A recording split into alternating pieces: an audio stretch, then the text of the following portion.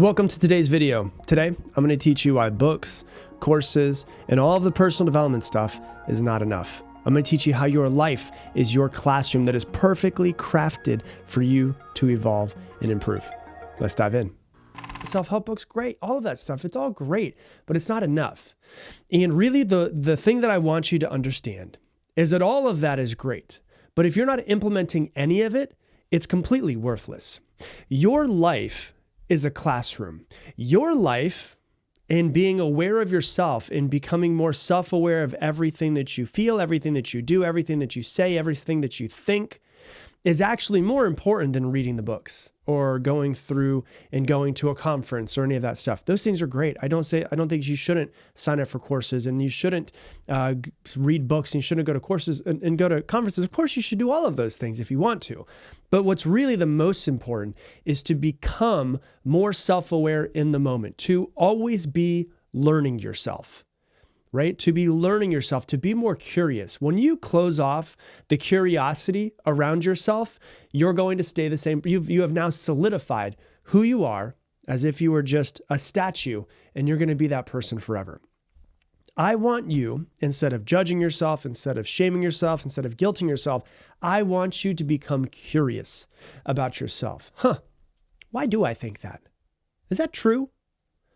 Where did I get that? Where did I learn that? Is that fear that I'm feeling, is it absolute truth? Everything that happens to you, whether it's good, whether it's bad, whether it's neutral, every single thing that happens to you is an opportunity for you to learn. The problem is that most people don't see it that way. They don't even know that everything that happens to them is a lesson in disguise. Your life is a classroom perfectly designed for you. Your life is a perfectly crafted curriculum for you to learn and grow into the person that you can become. And one of the biggest misconceptions of personal development is that it's just reading a book. It's just meditating. It's just going to a conference. It's just journaling. It's just listening to this podcast. All of those are great. All of them are needed, but they're not the only things. People think that, I got to get my 30 minutes of personal development in. Cool, you could do that if you like. But life is your personal development. It's interesting how I see people where they're like, oh, I'm learning and growing. Some people will go and read a book and then they'll get into an argument with their spouse and not realize that the argument with their spouse was their greatest opportunity for personal development that day.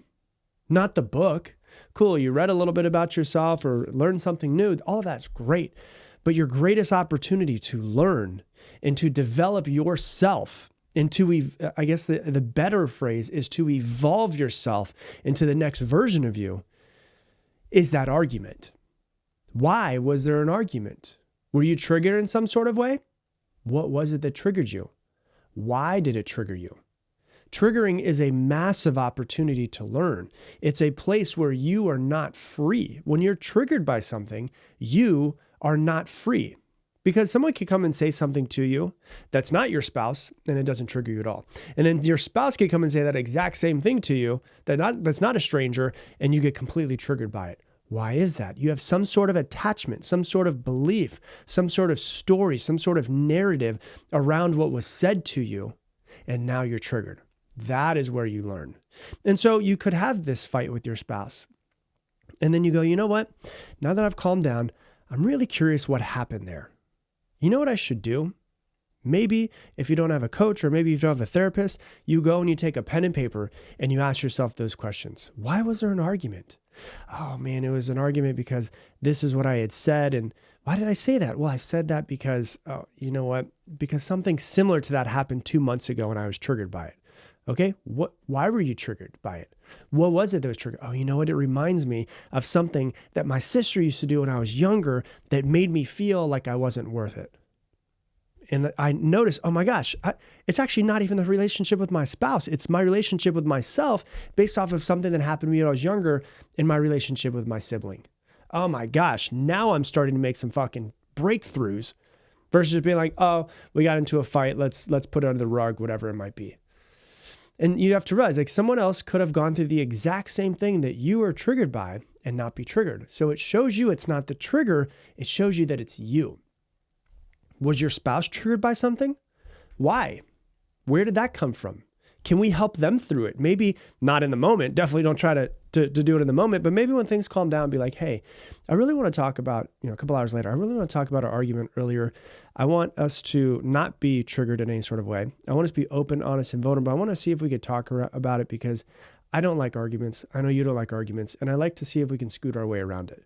And so could we have like a real conversation around it and, not get triggered, not have heightened emotions, but just talk to each other in a very calm way. And if your spouse is able to do it, which I hope that they are, then have that conversation and see what you can work through, right? Most people want to just act like it didn't happen, and then it builds up and builds up and builds up, right? And when you have a relationship takes like the biggest key to a relationship is the communication in that relationship. Like you could listen to this podcast and be all excited about growing. And I love that you're listening to this podcast. But really, your life is your greatest lesson. I'm just trying to hopefully teach you little tiny things that you could use along the way. You could listen to this podcast. You could be all excited, driving over to Target with your kid. And then 30 minutes later, your kid has a temper tantrum inside of Target, and it completely pisses you off, and you yell at them, and you realize, oh man, I just reacted in a way that I shouldn't have. That is a much better place to get your personal development. I love that you're listening to this podcast, but this podcast is nothing compared to your own life and the lessons that are supposed to be coming from it and the things that you can learn about yourself and about the world and about other people through having a very watchful eye in your life. You can learn how to keep calm in the middle of any storm. So maybe you go, you know what? My child had a meltdown. I was triggered. I yelled at them. Why did I do that? Oh, you know what? It reminded me of the way when I noticed that when I was yelling at them, I was noticing my mom. I was noticing my dad. I was noticing the way that I had my parents communicate with me when I was a child, and I didn't appreciate that. And I just noticed myself lashing out in the same way that my parents lashed out at me, right? You might not take a step back, and if you don't take a step back after that happens, after you apologize to the kid and you give them a hug and a kiss and you get back in the car and you take them home and they're at home, you're at home and they're having a nap, sit down and be like, man, what happened there? What was it that just happened? You take a pen and paper, your journal, and you just ask yourself questions. What happened? Why was I triggered? Is that how I want to be? Is that how I want my children to remember me when they're 20 years old and they've moved out of the house? And you start to actually just get, once again, really curious about yourself, not push it under the rug and be ashamed of it and act like it's not there because it's there. But maybe there was something for me to learn. That moment was an opportunity for you to learn and for you to grow. Did you take the universe up on that opportunity? Something to think about, right? I love my podcast. I love that you're listening. It's better than the podcast is for you to sit down and for you to learn yourself. That's ultimately what you're here to do, and try to get better and try to remove yourself from the triggers and become more free. Your boyfriend or girlfriend forgets to call you and it triggers you and you start freaking out. Why is that? Maybe you sit down and journal and you start realizing, oh my God. Now, okay, so hold on. Here's what happened. So they didn't call me. I thought they were going to call me. And I got triggered. Is that their fault? No, it's not their fault. It's my fault that I got triggered. Okay, I need to take responsibility for it. Why did I get triggered? I don't really know why I got triggered. Did it remind me of something? Maybe it did. It remind me of something from past relationships? Did it remind me of something from my childhood? Oh my gosh, yes, clicks in. It triggered me because I have a fear of abandonment from my childhood and the way that my parents treated me. That's your trigger. Sure, you can blame it on them if you'd like to and say it's your fault that you didn't call me, but you can take a step back and say, okay, I'm an adult. I'm 32 years old, however old you might be. I'm 32 years old. There's something I'm supposed to learn here. I'm not really sure what it is. Let me get curious about it. Let me act like I don't know myself. And let me act like I'm just another person sitting down, asking this person questions because I want to learn them. I want to get curious about them. When you start to see this and you start to do this, you really start to understand that all of life is a lesson. All of your life is your classroom. As I said earlier, your life is a perfectly crafted curriculum for you to evolve into the highest version of yourself. Everything. Love is a lesson. Loss is a lesson. Sadness is a lesson. Happiness is a lesson. Anger is a lesson. Joy is a lesson. Frustration is a lesson. Yelling is a lesson. All of those things are lessons. Every single thing is an opportunity for you to learn and grow. Are you picking up on them? Or are you trying to act like they're not there? Are you a people pleaser? Why are you a people pleaser? Where did that come from? Do you want to continue to be a people pleaser? Anytime you miss these lessons, you're missing the opportunity to grow. And so it's really important to have this journaling practice. Like a lot of people have like a gratitude journal. I think that's beautiful to be grateful for something. But if you just sit down and write 3 things that you're grateful for every single morning, you're also missing your lessons and opportunities to learn and to grow and to improve yourself in many ways. I'm not saying don't be grateful. You definitely should do that. You definitely should keep that gratitude journal. But in the end of those 3 things, say, hey, you know what? Like what happened yesterday? There was that moment where my spouse came in and they tried to give me feedback, and they actually did it in a very loving way. And I blew up on them. Am I good at taking feedback? Were they just trying to give me loving feedback and I'm bad at it? Why am I bad at taking feedback? Does this relate to my childhood? FYI, guys, almost all of the time it does relate to your childhood in some way. Okay, how does it relate to my childhood? Oh, you know what?